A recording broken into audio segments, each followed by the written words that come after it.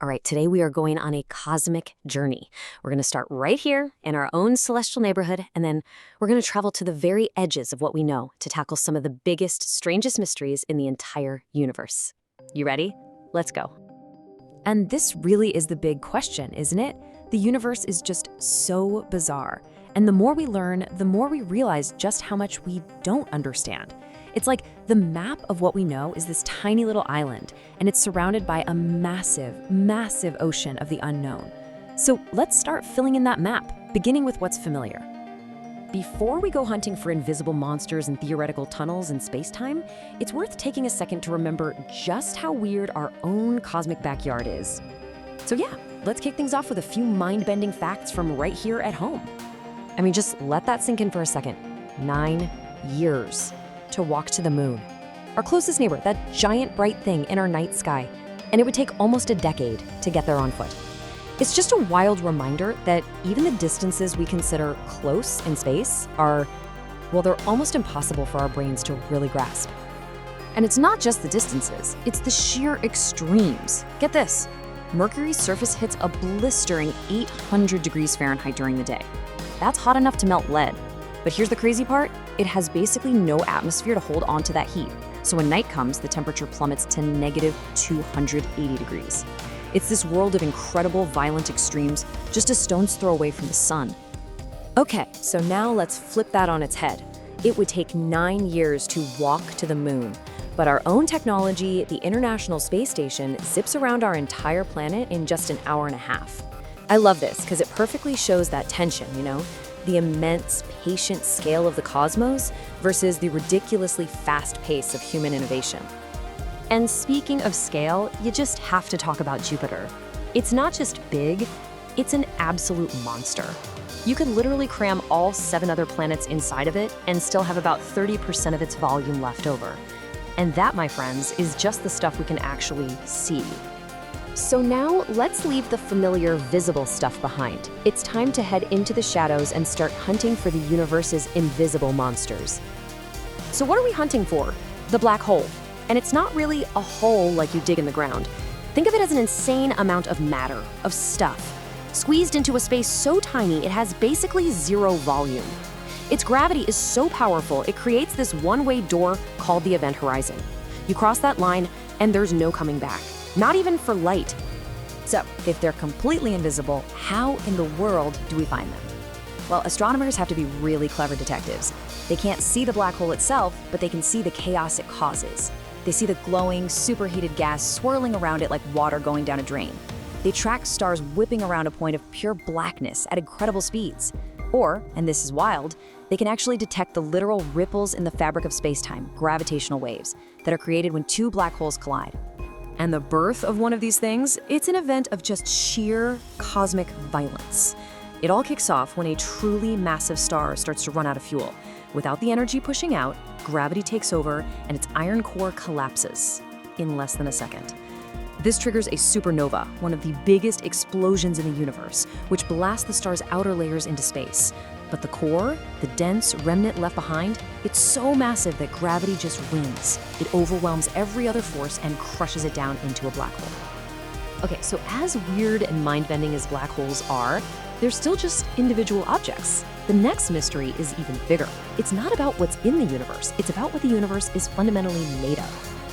And this is where things get absolutely staggering. What if I told you that all the stars, all the planets, all the galaxies, every black hole, literally everything we've ever seen or detected, makes up less than 10% of the universe? It's true. The vast majority of the cosmos is something else entirely, something we call dark. Now, this dark universe seems to come in 2 different flavors. First, you've got dark matter.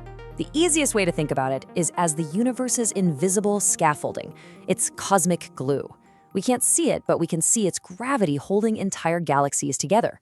Without it, they'd just spin themselves apart. Then you have dark energy, which we call the cosmic accelerator. See, we all figured the universe's expansion should be slowing down thanks to gravity, right?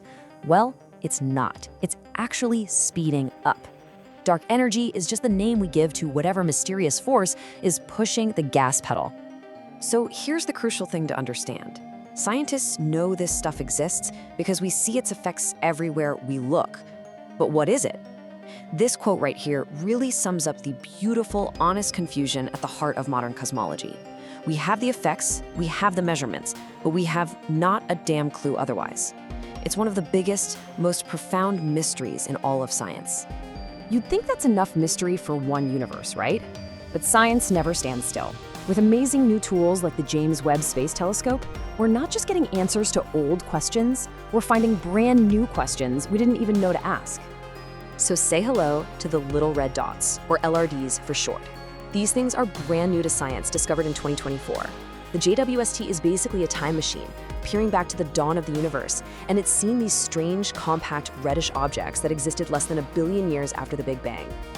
And here's why they are such a massive puzzle. For starters, they're tiny, yet they seem to have supermassive black holes at their centers. According to our theories, those black holes shouldn't have had nearly enough time to get that big so early in the universe. And it gets weirder.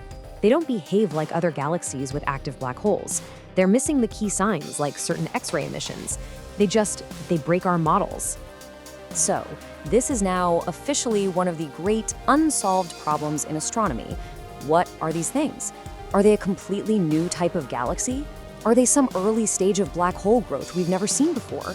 Or are they something else entirely? Right now, nobody knows. All right, for our final stop on this journey, we're leaving the realm of observation and diving headfirst into the world of pure theory. We're going from things we can see but can't explain to things that might not even be possible. But, the laws of physics seem to allow for them. And that brings us to the concept of a wormhole. Imagine traveling between stars not by crossing the insane distance between them, but by taking a shortcut through the very fabric of space-time itself. You're not traveling through space, you're traveling outside of it. You're basically bending the universe so that two super distant points, say Earth and a star system light years away, momentarily touch. You don't cross the gap, you just step through a tunnel from here to there. So, picture our universe like a flat sheet of paper. A wormhole would be like folding that paper over and poking a pencil through it, creating a tube that connects 2 points. It's a literal shortcut through a higher dimension, so you don't have to travel all the way across the surface. Now, for this to be anything more than just science fiction, a few rules would have to apply. First, the tunnel has to stay open. It can't just collapse on you. Second, the gravity can't be so extreme that it stretches you into a long piece of human spaghetti, an effect that scientists gruesomely call spaghettification. And finally, the trip actually has to be a shortcut, right? It's got to take less than a year, or what's the point? And here is the catch. And trust me, it is a massive one. According to Einstein's equations, to prop open a wormhole and keep it stable, you'd need something called exotic material. That's matter with negative mass. It would basically have anti-gravity. The problem? We have never, ever observed a substance like this, and it might be completely physically impossible. It's the one giant hurdle that separates this incredible idea from reality. So there you have it. We've journeyed from the strange realities right here in our solar system to the invisible forces shaping the entire cosmos, to brand new puzzles from the dawn of time, and finally to the wildest edges of theoretical physics. Which brings us to the final question. As we keep mapping the cosmos, which of these great unknowns do you think will crack first? The cosmic glue holding it all together? These strange little red dots from the universe's baby pictures? Or the ultimate shortcut through space and time? The answer is out there, just waiting to